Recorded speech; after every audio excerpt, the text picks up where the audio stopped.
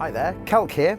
This video is going to be covering the brand new design of the Modulation Matrix. We've done a number of things to the Mod Matrix which really increase the power and capabilities of the Peak synthesizer. For example, the Mod Matrix now benefits from a brand new design, whereas previously the sources and destinations were held on different pages in the menu. We've now found a way to be able to co-join those together so you can basically create your modulation slot from a single page.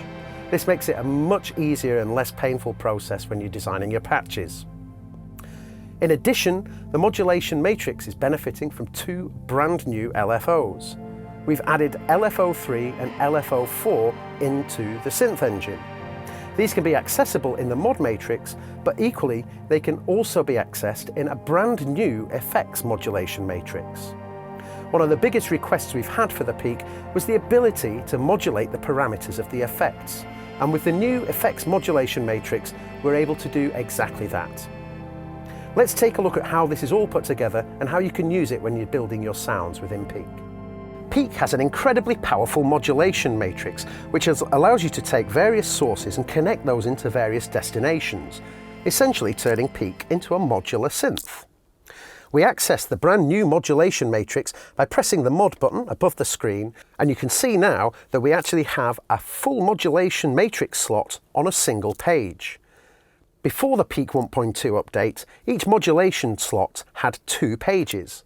So you can see by joining the pages together and giving us a single page access to each of the modulation slots makes it a lot quicker and a lot easier to use. The top line allows me to choose my source. If I want to choose a second source, I can simply press the top button next to the screen and access the second source slot.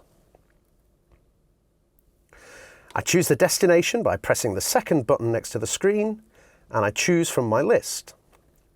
Then I can apply an amount to be able to control.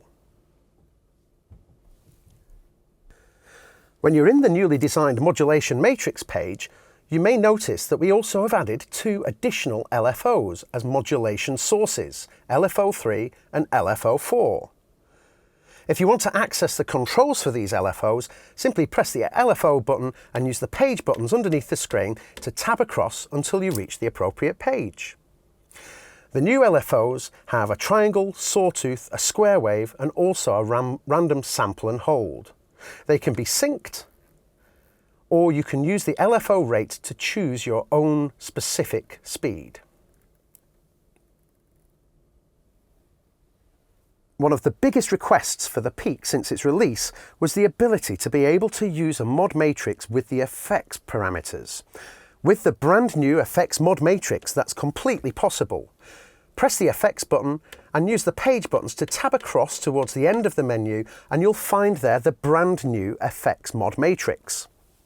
In here, we can use the single page design and choose from our various different sources, including LFO3, unipolar and bipolar, LFO4, unipolar, bipolar, and in addition, a great new feature using the pitch bend wheel, where we can use the positive pitch bend wheel, i.e. a forward press, to control an aspect of the synth engine, but we can also use a negative bend wheel movement to also control a different part of the synth engine. Let's take a look at how we can use the newly designed modulation matrix in our patch designing process. Here we have an initialized patch. I'm just going to play a very simple sequence from the SL Mark III. Go to the Mod Matrix and let's start to make some modulation changes.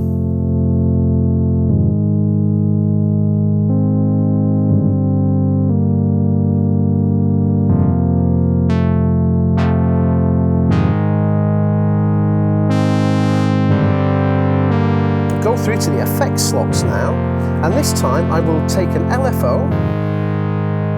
Let's go LFO3, and let's take that now to the reverb level.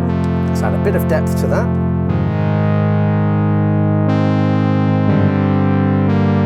Now if we go to our LFO controls, we can take it off, and then let's go for some rate.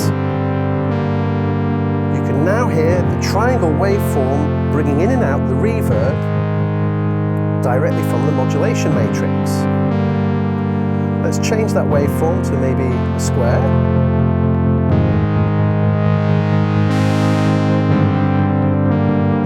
second oscillator and detune ever so slightly.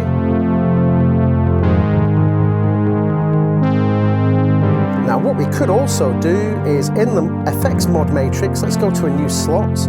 We'll take the pitch bend wheel, the positive motion, and we'll now apply that to delay level. Add an amount.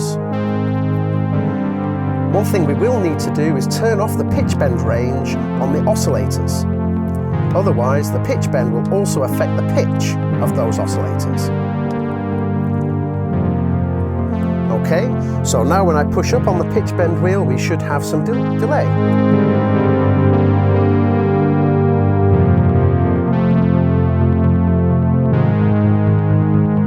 Let's go to another slot, and this time we'll use the pitch bend minus control, and we'll have that controlling the amount of distortion on the patch.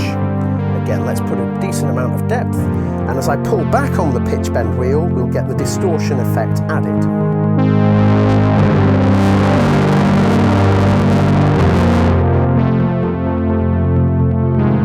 So delay by pushing forward, and then distortion pulling back.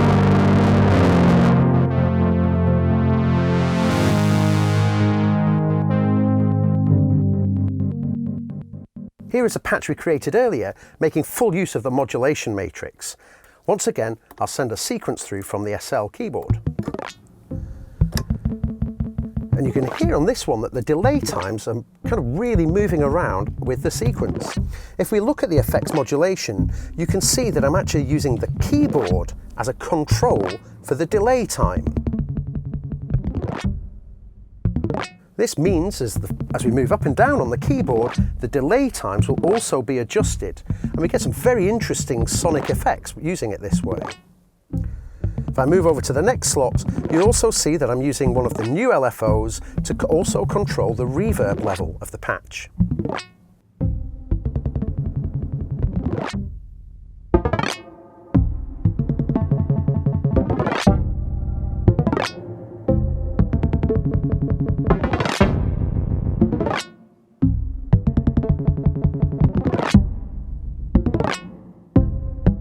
So you can see with the new effects modulation matrix built into the Peak 1.2 firmware update, this is giving us a whole new world of sonic sculpting possibilities.